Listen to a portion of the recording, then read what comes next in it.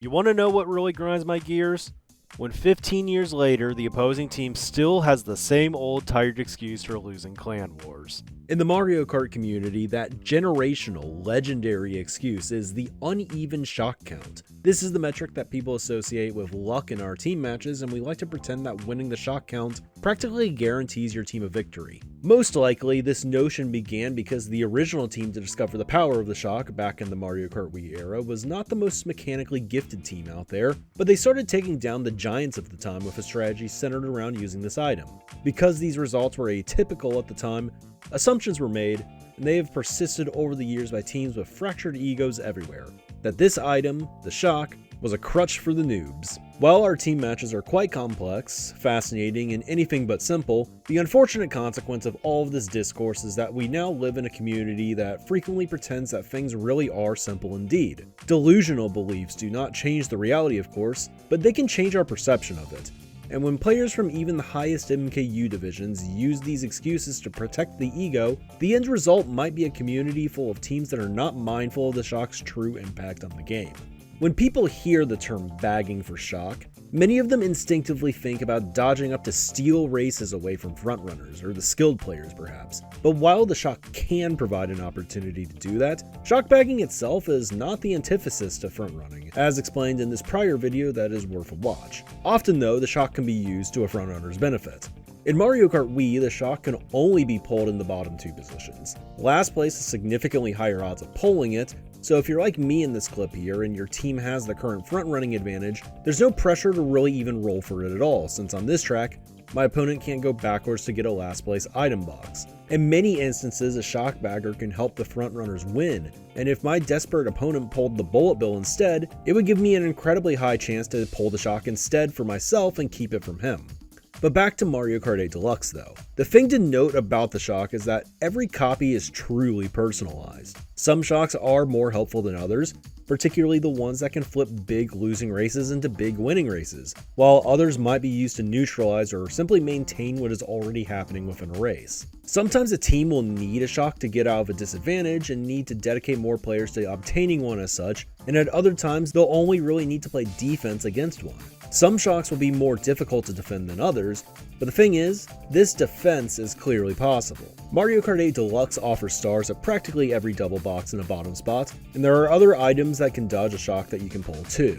If an enemy wants to use a good shock, simply using dodge items at inconvenient times for them goes a long way in making shock usage difficult. Both this and the fact that multiple shocks can be in play in this game heavily nerfs the benefit of obtaining one to begin with, especially if your opponent is positioned well. All these factors that determine the effectiveness of a shock are more or less related to the advantage state or disadvantage state of your team. If you desperately need the item, you'll need more people to bag for it, but by having more people bag, it'll become harder for those players to catch up even if they do pull it. Advantage state, however, is not always just a top 4 front run. If you want to make using an effective shock impossible, you might actually want to have less runners.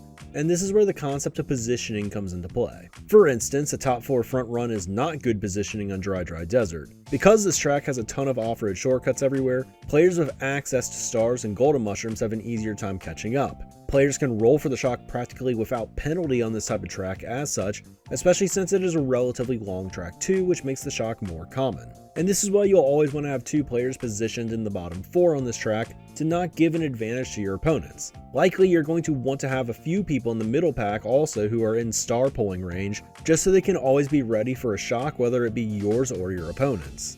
On DK Mountain, a top 5 front run is not really a state of advantage either, especially when crossing through the first item set of a lap. The cannon makes the players in the bottom 4 get unusually powerful items at the first set because of the distance system, so again, you want to get your team at least an even chance at those rolls. A top 5 front run on Moonview or Wario Stadium, however, especially on lap 3, would be good positioning. These tracks are downright cruel for the players in the back of the pack due to the lack of shortcuts and all the boost paths throughout the tracks. Facing opposing triple odds or even full opponent odds on these tracks are not nearly as scary as the tracks mentioned before, and as long as someone is ready to use a star at the few places where your team would otherwise be vulnerable, you should usually be good. Sometimes these top 5 front runs can extend over to standard running tracks, but usually you need to deliver a bunch of hits to your opponents to make this work. Sometimes an advantage state can be so strong that a shock pull won't even be enough to catch up, but again, This is only going to be justified if your opponents are low on coins and don't have much of an ability to set up to begin with. And driving in 8th place, especially in that close range where the most common double box pull is 4 mushrooms, is bad individual positioning. Please don't be this guy because it's bad for the team.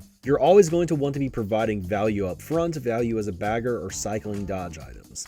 Now, in most Mario Kart Wii races back in the day, it did make a little more sense to associate shock counts with luck, because the item was almost always a factor in each race. This meant that in team matches, there was a good outcome and a bad outcome regarding which team pulled the item. But in this game, Deluxe, sometimes the item just isn't pulled at all. And what this means is that 2 of the 3 common outcomes in this game favors the team who earned the advantage early on, and as mentioned, the tools to play defense are there.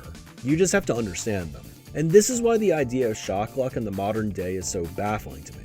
There is counterplay, and the counterplay goes incredibly undernoticed. The best teams in the world aren't just made up of the fastest players. They're made up of fast players that also know how to lock down the options of their opponents, leaving weak spots that are so small that they often go completely unnoticed. I know high-level 6v6 footage with call can be hard to find without knowing the right place to look, so if anyone wants to dip their toe in the water, I'll link the most recent MKU playoffs that my team won in the video description. Our communication was not perfect, and it was a constant cycle of improvement and chemistry building, but what stood out to me about this run was that it rarely felt like we were ever susceptible to a race-changing shock, and that was mainly due to the fundamentals we've been discussing already. But today, I don't want to just link another video to do the work for me. Instead, I want to break out the film myself and analyze a match that I didn't even play in, because one matchup in particular stands out to me as a classic case of blaming all the wrong things. Back in 2023, Team USA faced off against Team Spain in an elimination best-of-3 in the World Cup quarterfinals. Now, historically, Team USA has had stronger results than Team Spain, but this year definitely felt different. A lot of USA's former top players had stopped playing, and this very much felt like a rebuilding year. And on the contrary, this was the strongest Team Spain had ever been, and they were definitely the consensus favorite. I really thought this match was going to be much closer than people realized, but what ended up happening was Team USA made it more than just close, and won the series outright 2-0. Of course, when underdogs win in our community though, people have got to find the reason or perhaps excuse, and let me be clear that Team Spain themselves took the loss rather graciously, mentioning that they felt it was definitely not the best match that they had played, but their fan base did not seem to see it the same way. The thing is, Team USA outshocked them heavily. Many fans were posting about how undeserved the win was, claiming that it was not possible to win a series like this when an opposing team pulled 17 or 18 shots. Now, if you've watched my channel before, you know I'm a huge fan of 6 vs 6, and I'm one of its biggest defenders. It is a mode I've spent a lot of time analyzing to try to help as a player, coach, and commentator, and I personally think it is a lot better of a game mode that deserves more credit as a form of competition than what it really gets. Of course, don't take it personally, but I will say that I actually find it bothersome when I see casual takes spammed everywhere that essentially summarizes the mode as whoever is fortunate enough to pull more shocks wins. There is nothing wrong with being a casual player, of course, and giving your takes and all that, but making grand statements about the possibility of outcomes that are not grounded in any sort of reality should never be the standard for really anything, because it is difficult to separate fact from fiction on the internet. And in this case, it may create an unwarranted negative perception about the mode that can potentially keep players from wanting to play it, and that would be a shame. So let's take a look at the damage. All 17 shocks that have been claimed, analyzed. We're going to talk about which ones had crazy impacts, which ones were exaggerated, and which ones were fortunate, but ultimately not super race altering. We're going to talk about positioning, who was holding advantage state, and all of that good stuff, so let's finally let the film do the talking. Things started off hot for the Americans on Waluigi Stadium. The very first shock was definitely one of the most impactful ones, but let's break down the context. First off, Brandon stopped at the last set of lap 1 to ensure he was in shock range since he had the worst opening lap on the team, and he pulls it behind a bullet bill. The rest of the team had productive opening laps, and that's what made it so effective. Gyarados held the star from the back up into 6th place, and using it here gave USA a heavy mismatch because they already possessed top spots with Blaze, Royal, and Cinda. Nick also dodged in the back. They got a nearly perfect start with a plus 38 race, but this wasn't just all on the shock. Their positioning was excellent. Being 4 of the top 6 with 2 people already carrying stars up is a great position to be in even without a shock, and it truly wasn't even needed to win the race.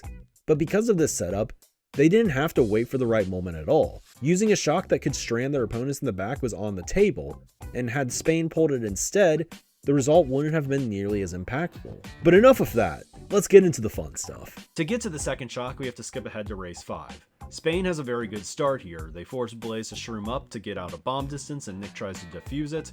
And I think he should have been able to do so here, but well, this is kind of unfortunate lag for him. Regardless, Spain has a stranglehold on the top spots for much of the race. By the time Gyarados gets shocked for Team USA and has it out, Spain had actually given up a lot of their top spots though. This shock can be credited for sending Blaze from 7th to a whopping 7th. And this is just an absolute backbreaker for Team Spain. And really, I think it's just unfair that Team USA always just pulls it when they need it the most. Race 6 is more of the same in regards to shock usage.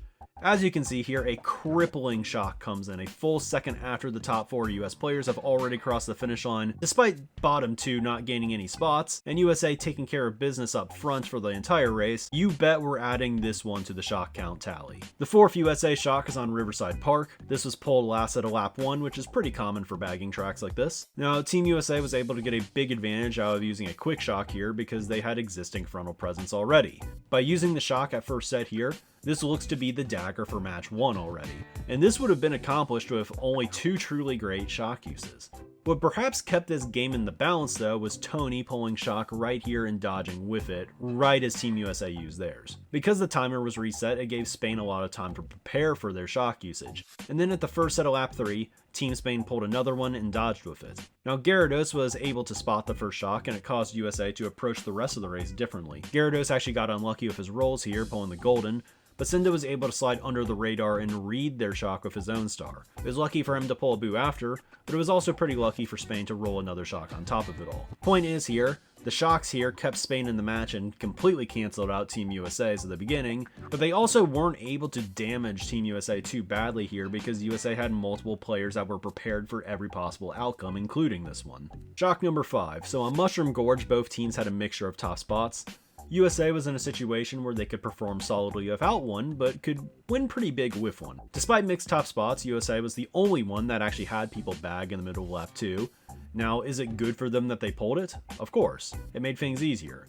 Is it also true that Spain gave themselves no shot to pull one of their own? Yes, it is. It's inherently a risk to bag in some situations because essentially, there are 4 people up front for USA and 6 for Spain. But what allowed Team USA to get away with this was the fact that they were doing their job with the 4 people already. This is what allowed for a rewarding shock usage, and if they didn't pull it, they still would have been fine. Shock number 6. So this one was pulled on Yoshi Valley, and a common theme should start being discovered here. This was really early in the race on a course of heavy bagging potential, and Team USA had themselves in a top 2 break, so the obvious choice for them was to use it whenever it was safe to do so. This shock did almost nothing for Team USA in terms of achieving a better result, which seems to be a pretty common theme here that we'll touch upon again in War 2. Shock number 7. Again, this came from Royal being the only one in true shock range for all of lap 3. Now, I just don't know how Team USA can go to sleep at night, knowing how much these shocks are impacting their results. Like, there's just a significant amount that can still change in this race when they use it, so we need to add this one to the shock count for sure. The last shock of match 1 was on Rock Mountain. Again, there's really zero effect on the match considering that this was a garbage time race. That meaning, of course, that USA had already won the match and they were just kind of playing to finish it all out.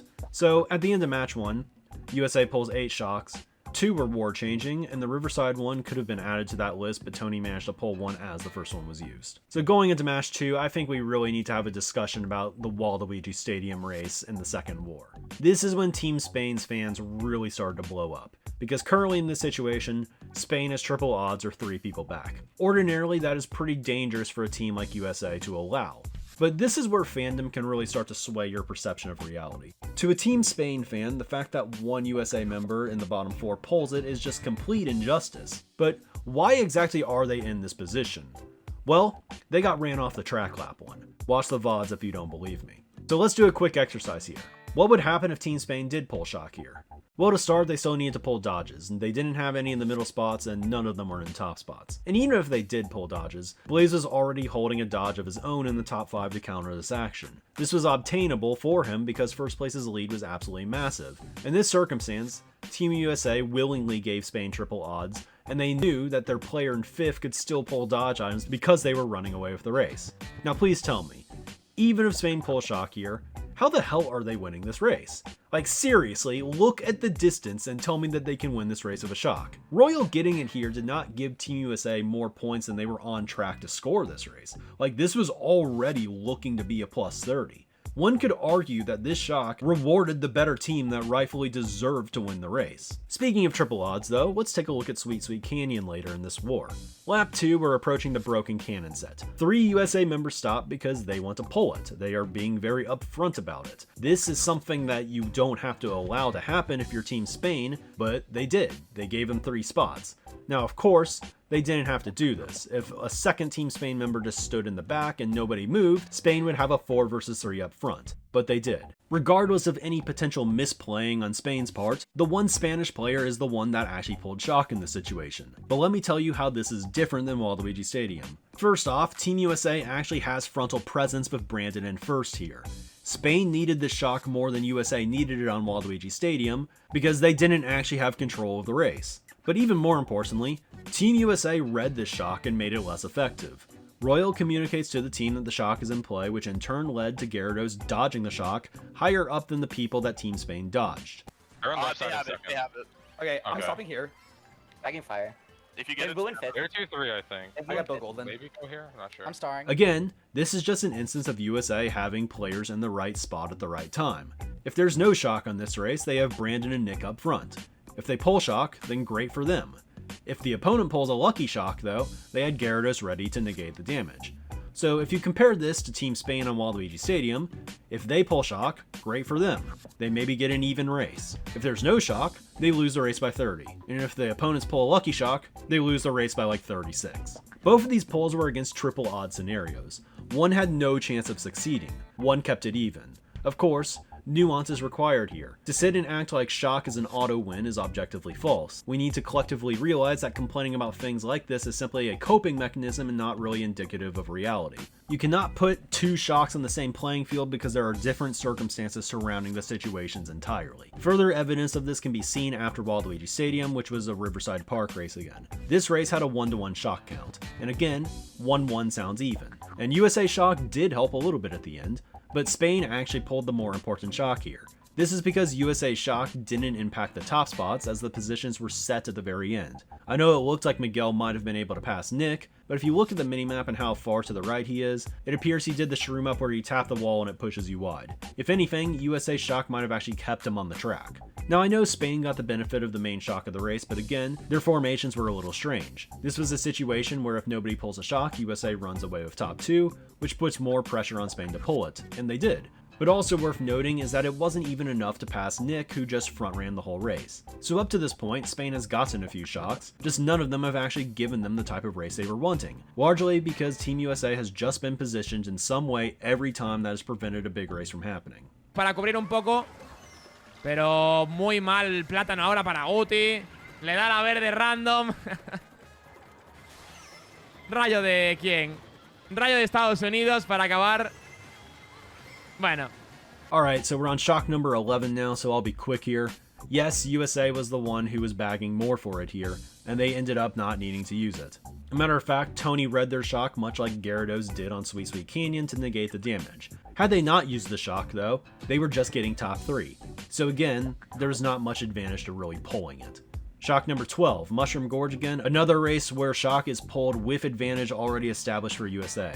Blaze and Cindo were looking to take the cut and finish above all Spanish players. Nick was without shrooms but still in second, and Brandon was taking a gap in the pack with all the Spanish players. The shock did help them a bit, and there was some luck in pulling it. The reason why this shock was even in play to begin with though is because Gyarados took advantage by slowing down before the broken item set, realizing that they were still in a good position to win even if he didn't pull it. Anyways though, we're now 12 shocks in, and there still has yet to be a single one that allowed Team USA to turn a race from a losing one to a winning one. This would change with Shock 13. Of course, you're allowed to have some shocks like this, it's actually pretty normal. The point in bringing this up though is how badly Spain has actually been quote robbed seems to be an over an exaggeration to me. So as mentioned, Shock 13 was the one that potentially flipped a result. With this being said, we also need to have an honest evaluation of Team Spain's willingness to even bag for the shock or go for boosted rolls. When I see multiple players not stopping for boosted rolls at a broken cannon set and doing what it takes to go for the shock, it makes me wonder a little bit. So was USA lucky on this DK Summit race?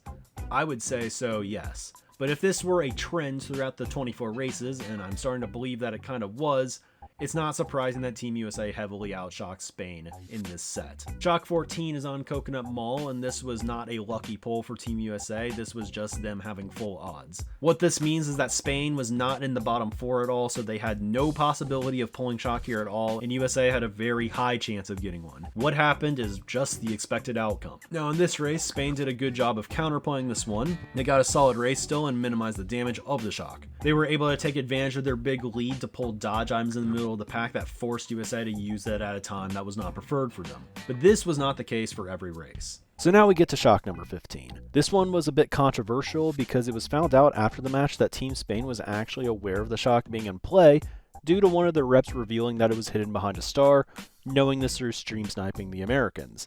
This was a direct rule violation. Now, there were reasons to believe that it was a genuine accident, so I don't bring this up as some kind of call-out, but if you watch the Team Spain stream, it can be seen that one of their players actually slowed down in a top spot right before an item set, like he knew it was coming. He then went on to pull some triple reds that forced Blaze into a ghost, and this ghost resulted in a guaranteed mushroom pull since nobody had items in front of him, that would have allowed him to take the ending shortcut and maybe win the race.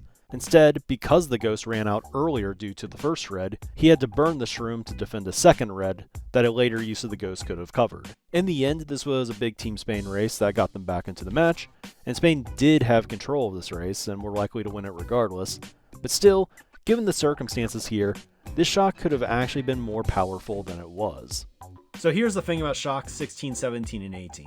I don't actually think they exist. People said that there were 18 shocks and all that. I went through the wars 2 or 3 times. I believe that these were the only 15 that USA actually pulled. I saw the argument that you can't come back from 15, 16, 17, 18 shocks, whatever you want to claim it is. It's just not possible. Yet, with all those shocks, and maybe some assistance on Piranha Plant slide, Game 2 was close. A 4-point game with just 2 races left. And if I told you that Team Spain would get the only remaining shock of this war, this win should clearly be possible, but actually likely. So to come out and say it was ever impossible is just completely false. It was right there for the taking, and Team USA was just able to clutch match 2 out. So yeah, some things were left out in this discussion. A lot of context was removed. It was never questioned if Team USA would still actually be winning the majority of these races without the presence of a shock. I mean, they controlled the front and the back spots in the match better than Team Spain did, and I think it's not even really debatable. It was never pointed out that roughly 3 times as many blues were pulled when Team USA was in first. It was never discussed how the foundation of many of Spain's best races required pulling the blue to hit a USA member out. The only major exception was Piranha Plant Slide in the Second War, where they were able to tank 2 USA blue shells. But of course, that was also in a race where they gained outside information to assist them. Anyways, here are some final categorizations that I think might illustrate a greater picture here. I'll be moving off of the screen in a few seconds, so if you want to read everything, I recommend giving it a quick pause. Alright guys, let's get into some final takeaways. I want to point out that upsets happen in real sports all the time, where there's no presence of RNG. Regardless if you think you are the stronger team overall, it does not guarantee that you will always outplay your opponents on that day. I know there was word that Team USA was not as capable as in past years, but the idea that Team USA could only win this set with hefty RNG is clearly misguided. It was always a possibility, and history has always been very indicative of that. If you set low expectations for an opponent and they exceed them, that's not on them, that's on you. A lot of Team Spain's players were good sports, and obviously it was a disappointing end. I just don't like seeing good play being discredited, and I believe it very much was here. Let this be a lesson to not look ahead or to look past opponents, even if you're a fan. I heard that fans were hyping up a Spain-Japan finals long before a trip to the semis versus France was locked in. Of course, when watching these matches too, emotions flare. Reactions can illustrate a narrative that suits your stream, and we see it all the time with top players calling the game bad or themselves unlucky. It's something I've been guilty of on occasion too.